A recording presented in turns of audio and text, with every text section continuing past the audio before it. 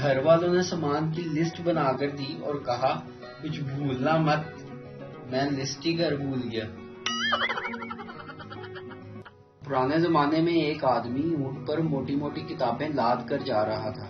راستے میں ایک دوشیزہ ملی. دوشیزہ نے پوچھا ان کتابوں میں کیا ہے؟ آدمی بولا ان میں عورتوں کے مکر و فریب کے حربے ہیں اور میں سارے پڑھ چکا ہوں. کچھ دیر بعد دوشیزہ نے بے ہوش ہونے کا ناٹک کیا اور کچھ لوگوں کو اکٹھا ہونے پر اونٹ والے کی خوب ٹھکائی لگائی کہ اس نے کچھ کیا تو لڑکی بے ہوش ہوئی.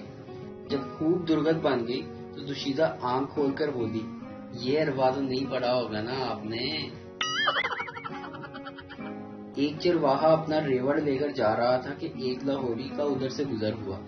کہنے لگا کہ اگر میں بتا دوں کہ یہ ٹوٹل کتنی بھیڑیں ہیں تو کیا ایک بھیڑ میں لے سکتا ہوں؟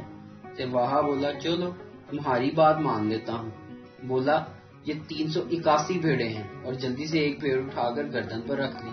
چرواہا بولا اگر میں بتا دوں کہ تم کون ہو اور تمہارا کس شہر سے تعلق ہے تو کیا تم میری بھیڑ مجھے واپس کر دو گے؟ لاہوری بولا ہاں ٹھیک ہے بتاؤ. تو چرواہا بولا تم لاہوری ہو. لاہوری نے بڑے حیران ہوتے ہوئے پوچھا پر تمہیں کیسے پتا چلا؟ چرواہا بولا پہلے تم یہ کھوتی کا بچہ نیچے رکھو. بیوی چلو اٹھو چائے بناؤ. شوہر اٹھ کر سیدھا باہر جانے لگا. بیوی کہاں جا رہے ہو؟